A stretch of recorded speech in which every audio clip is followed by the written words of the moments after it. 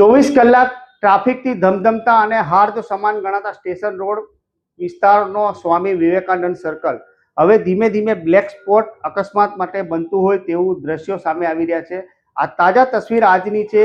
એક મોપેડ ગાડીને four wheeler ગાડીના ચાલકે અડફેટે લીધો છે।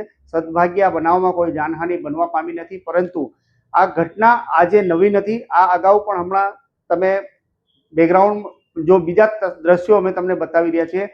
8 દિવસ પહેલાની જ વાત છે કે ઇમરજન્સી એમ્બ્યુલન્સની અડફેટે બે એક્ટિવા ચાલક મહિલાઓ અડફેટમાં આવી હતી અને પરિણામ સ્વરૂપ તેમને મલ્ટીપર્પઝ ઇન્જરી થઈ હતી। આવા ઘણા બધા બનાવો આ સ્થળ ઉપર બને છે। અહીંયા તાજેતરમાં સ્માર્ટ સિટી અને નગરપાલિકા દ્વારા બમ્પર પણ લગાવવામાં આવ્યા છે, પરંતુ આ સર્કલ